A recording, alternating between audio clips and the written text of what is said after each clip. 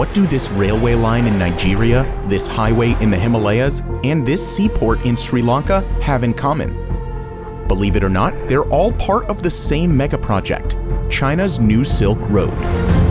This massive megaproject comprises 2,600 individual projects in over 100 countries, costs $4 trillion, and affects 69% of the world's population. It's arguably the biggest and most expensive megaproject in human history. China claims it will help boost global trade, but as we'll uncover, China might be up to something completely different. On the 17th of September 2013, President Xi Jinping was in Astana in Kazakhstan. What seemed like a straightforward visit from the Chinese president turned out to be a turning point in history. President Xi Jinping unveiled the biggest megaproject of the century, which later became known as One Belt, One Road. During his speech in the Kazakh capital, he referred to Chinese traders who traveled through this very country centuries ago to trade silk with the rest of the world.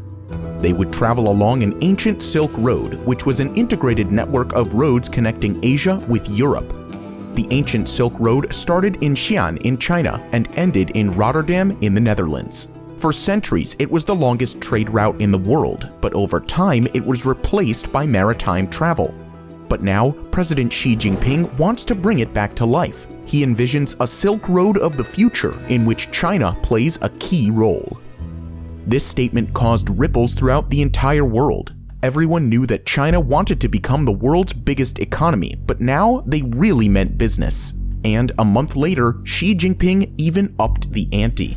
On the 4th of October 2013, President Xi Jinping was now in Jakarta, Indonesia. It was here where he announced that he was not only revamping the ancient Silk Road, but also the maritime Silk Road that replaced it.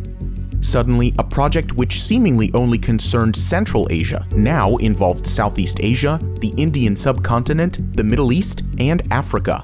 The sheer size and scale were something the world had never seen before. Xi Jinping's announcements were met with cheering across the Silk Road countries, but with suspicion across the West. China was building and upgrading roads, railways, ports, airports, power plants, and much more, but for what purpose?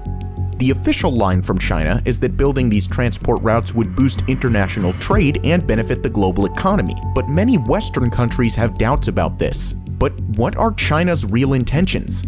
Let's take a closer look at two examples that will help us to understand this. The case of Pakistan clearly illustrates the risk that is involved with accepting Chinese investment. Pakistan desperately needs to develop its transport infrastructure, as the country is still sitting on a 150-year-old rail network that needs replacing.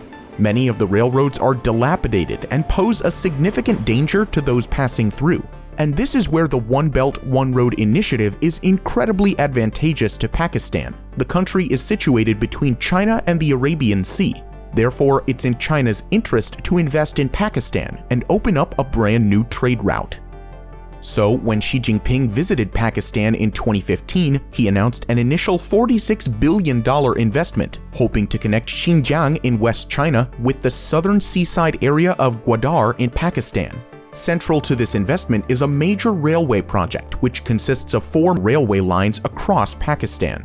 It involves upgrading the current infrastructure and doubling its length. But with every investment there is a risk, and this railway megaproject currently faces many problems. The project has been severely delayed due to design faults and lack of capacity. But even worse, the current economic situation in Pakistan has raised doubts about their ability to pay back the money to China. The project is already 4 years behind schedule, and Pakistan, a country facing a huge economic crisis, now owes China over $6 billion. For Pakistan, this looks like a very unfortunate set of circumstances, but many critics of the project believe that the huge debts racked up by Pakistan were not unfortunate, but deliberate. Many contend China intentionally wanted Pakistan to go into debt to strengthen its influence on the country, as this is exactly what China did in Sri Lanka in the past. As part of One Belt, One Road, China also invested in Sri Lanka's second biggest port, Hambantota. China had been providing loans for this port as far back as 2008, But by 2016, the port had been incurring losses while still having to pay back $1.5 billion in loans to China. The Sri Lankan government decided to privatize the port and give a 100-year ownership to a company owned by the Chinese government. It's essentially now owned by China, and the US Department of Defense is worried that China could even set up a naval base there. For this reason, many critics have referred to the One Belt, One Road as debt trap diplomacy, where they exercise power over countries through racking up debts. Sri Lanka and Pakistan serve as a cautionary tale for countries that take part. But why do these countries even take loans from China instead of Western countries? The reason why these countries take out loans with China is because there are allegedly no strings attached. Normally, when a country tries to get a loan from Western countries, they will loan the money on the condition that the country commits to social or democratic reforms. China, meanwhile, provides judgment-free loans. But the real power that China gains is not in ports, railway systems, and highways, but on the voting floor of the United Nations. China can use its investment in megaprojects to win friends and influence countries. Through these major investments, countries that would not normally take their side in the UN can suddenly become their closest allies. In the United Nations General Assembly, each country gets to only cast one vote. And this does not matter how big the country is. The USA gets one vote, while Vatican City gets one vote too. So this is a situation where China needs other countries on its side and hopes they will vote in their favor. In 2020, the UN Human Rights Council in Geneva held a vote on China's harsh national security law in Hong Kong. The UN realized that 25 African countries actually backed China on this matter. Later that year, a rebuke was signed by Western nations of China's human rights violations. No signatures from African countries could be found. As time went on, One Belt, One Road no longer resembled the original trade routes, but became a catch-all term for Chinese foreign investment. And in 2021, things got even more bizarre.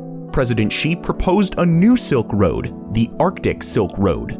The melting ice caps mean that new shipping routes are becoming available on this continent, and there's an abundance of unexplored oil and gas. This is another huge and highly interesting project on its own, so let us know if you'd like us to cover this for another video. But 9 years on from that historic announcement in Kazakhstan, China has finally come across some competition. In July 2022, the G7 announced the Partnership for Global Infrastructure, which is a $600 billion investment into development projects in poorer countries. The tensions between China and the US during the 21st century have often been referred to as the Second Cold War. It looks like this time around, the battlefield will be on financing projects and winning friends across the world. The sad irony is that the Silk Road's initial aim to bring the East and West closer together has possibly made them drift even further apart. What do you think of One Belt, One Road? Let us know in the comments below. If you want to see more about similar projects, you can watch our video about the biggest megaprojects in the world. Thank you for watching, and we'll see you in the next video.